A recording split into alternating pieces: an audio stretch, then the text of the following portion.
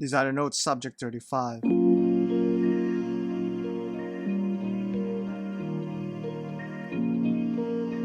What subject would you like us to discuss next? Subscribe and comment to let us know.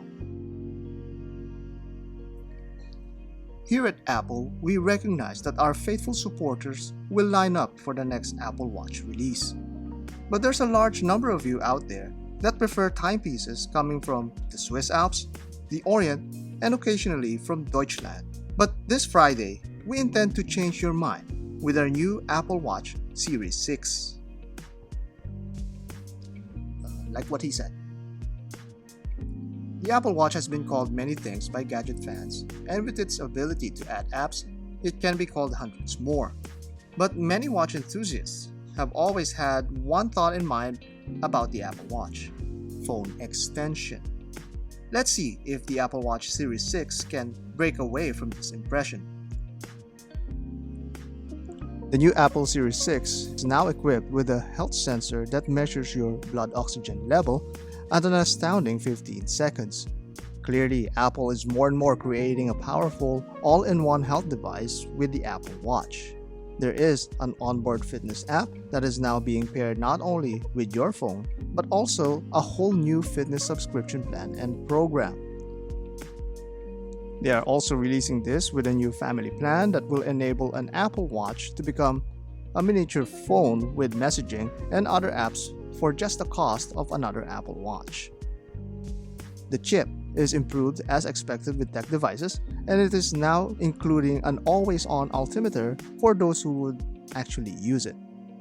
This time around, there will be two versions at launch: the Series 6 with all the goodies and the new blood oxygen sensor that starts at $399, and the Model SE, which does not have this new sensor but retails at $279. Those are the specs for the tech heads, but for the wrist people, what can these new Apple Watches offer? Like with previous Apple Watches, the interchangeability of the watch bands are the strong selling point for the Apple Watch.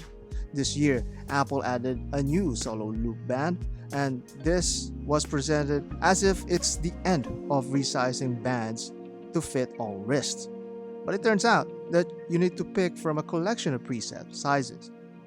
So it's pretty much the same situation with lug widths, wherein you need to pick the right lug width for your watch that watch lovers have grown to deal with through the years. This new loop does away with the clasps and should be easy enough to wear by slipping it on and off. There is a weaved version that looks very nice. Apple, of course, is touting that these are eco-friendly, made from recycled materials.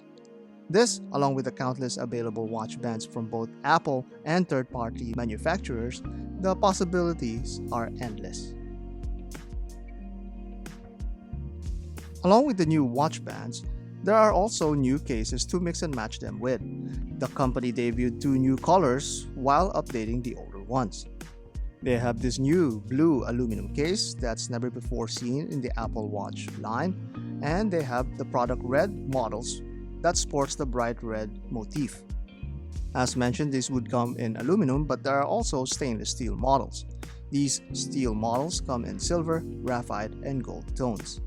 The steel models are pricier than the aluminum versions, but do offer more refinement and integrity.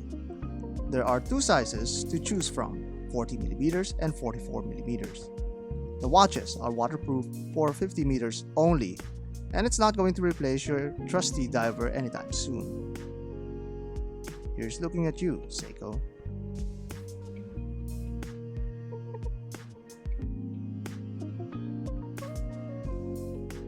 There are some co-branding options as well. The Nike Plus version offers the more sporty design elements both in bands and watch face. The watch face for the Nike Plus is exclusive only to this version. These are perfect for the fitness crowd, and it's durable enough to endure workout punishments. The more haute couture line is the Hermes Apple Watches. Hermes lends their expertise in the leather industry with its premium leather bands. These models are the pricier options, but mainly because of the leather material. The cases are pretty much the same steel cases with no visible alterations. These Hermes models do sport some variations in the lug design, compared to your typical Apple Watch, so these will stand out from the rest of the Apple Watches in the wild. The display on these watches now stretch from end to end of the case. This has been a welcome addition since the Series 5, and the Series 6 continues this design. One improved aspect is the always-on display. Prior to the Series 5, watch enthusiasts have turned away from the Apple Watch for its lack of the always-on display. That dilutes the enjoyment of looking at the watch because you need to wake it up to see the display. Now you can see a simpler configuration of the display at any angle, and when awakened, you can fully experience its watch face. This always-on display is now 2.5 times brighter than the previous generation and saves the battery consumption significantly. That's reportedly lasting around 18 hours of use. The highlight of this launch is the watch face. Undoubtedly, one of the best things for the Apple Watch in the eyes of the conventional watch lover is the ability to customize your watch face with the complications they prefer.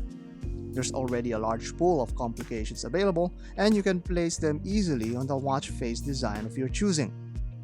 The new watch faces in the Series 6 are some of the most beloved complications, such as the GMT, countdown timer, and tachymeter. There's also a watch face where you can combine colors to match what band you're wearing, or, well, pretty much whatever you're wearing altogether. These features, of course, are only possible in the watch modding community for the rest of the watch industry.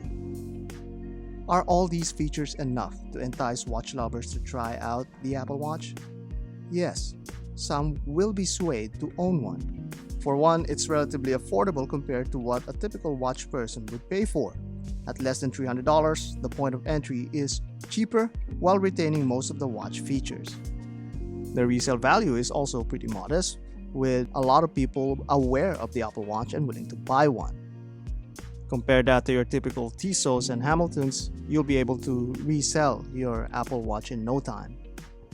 But this also means that the age of ownership is shorter compared to other conventional watches. Also short is the battery life.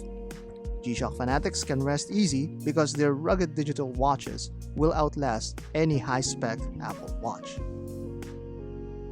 When buying an Apple Watch, you're not just buying a device, you're also buying an entire routine. Many watch enthusiasts are used to wearing their watches, but with the Apple Watch, you still need to keep in mind to charge it daily. Speaking of charging, because of this environmental initiative, they are not shipping with USB chargers anymore. For new adopters that has never had an Apple Watch before, you will need to buy a separate USB charger to use your new Apple Watch. That's a big drawback for trying out the new Apple Watch. And finally, one common complaint with the Apple Watch is that it's an extension of your phone, with all of the notifications and alerts available to the owner. And yes, you can turn all of them off, but from a watch enthusiast's perspective, if a feature is available to them, they will play around with it. It's self-imposed punishment at some point. The new Apple Watch is a great device to own. If you've been holding out in the past 6 years to own one, then maybe it's time to try it out. But it's not going to be replacing your watch collection anytime soon.